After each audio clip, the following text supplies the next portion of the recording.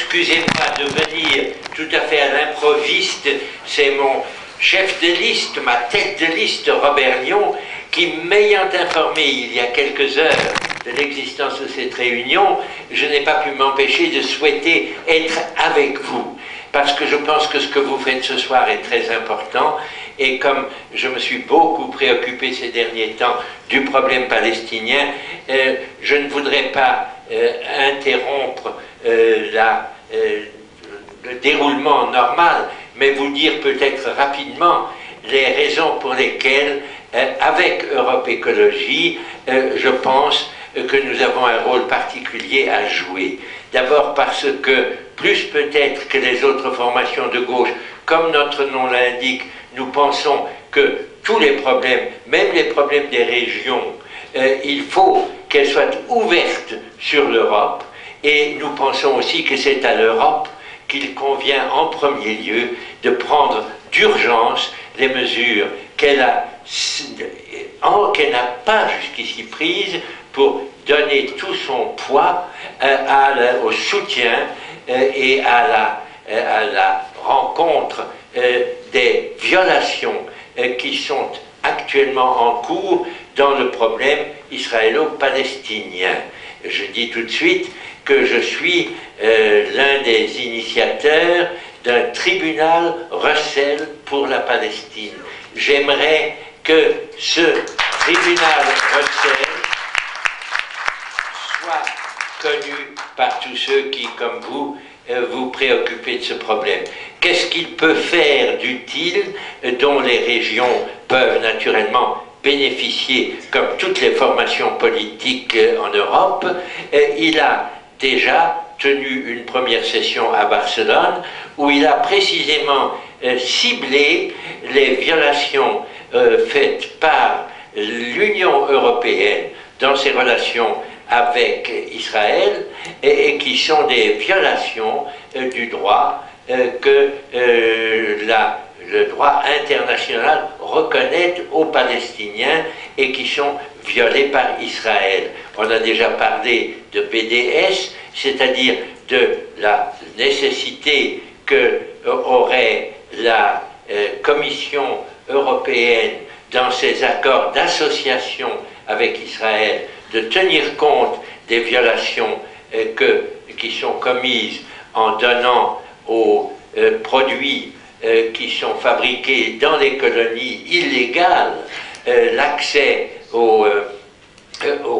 commerce international. Maintenant que Israël va probablement être accepté aussi dans l'OCDE,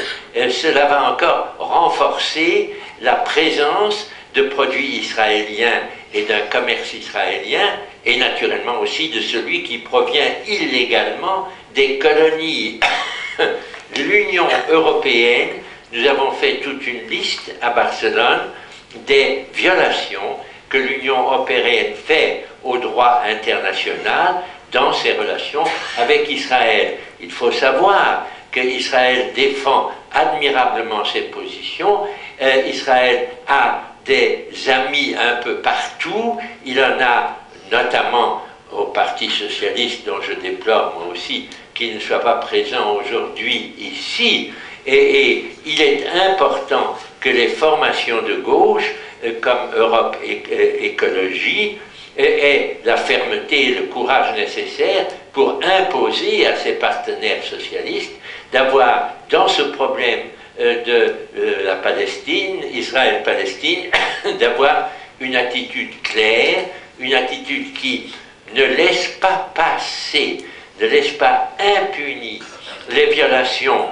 très graves qui ont été commises ces dernières années par Israël au détriment des Palestiniens. Je n'en ai pas besoin d'en faire la très longue liste, mais il faut connaître le problème, et une première chose utile, c'est de faire mieux connaître, et on peut le faire en recourant aux documents que va sortir le tribunal Russell sur la Palestine, la liste de toutes les violations de l'Union européenne, les violations des grandes entreprises. Il va y avoir une session à Londres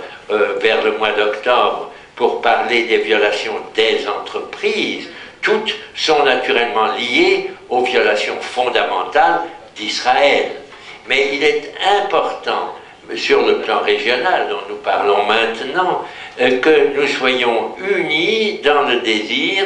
de ne plus laisser passer l'impunité qui a été celle d'Israël tout au long des 40 dernières années, et de dire il est temps que cela change. On a pour cela des arguments particulièrement forts avec le gouvernement que Israël s'est donné depuis le mois de février. Nous avons là, de tous les gouvernements israéliens, sans doute le plus xénophobe, le plus sioniste au sens le plus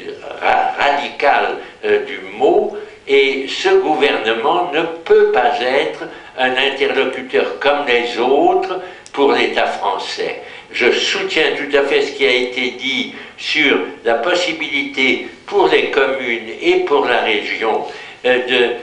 faire un travail constructif avec des interlocuteurs palestiniens. Il est évident que chez nous, à Europe Écologie, nous allons favoriser tout ce qui est contact déjà en cours entre des collectivités palestiniennes et des collectivités françaises, tout en tenant largement compte de ce qu'a dit mon voisin,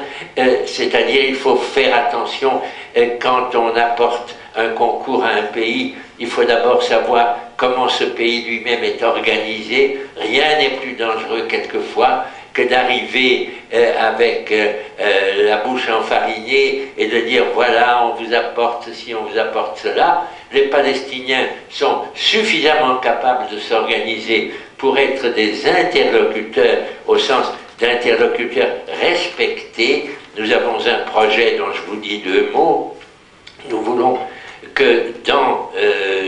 la Palestine, il y ait des maisons citoyennes, des maisons où peuvent se former les jeunes Palestiniens et où il y ait un commencement de réseau structurant le futur État, car les Palestiniens vont avoir du mal, nous le savons bien, à constituer leur État, non seulement à cause des divisions, Hamas, Fatah, etc.,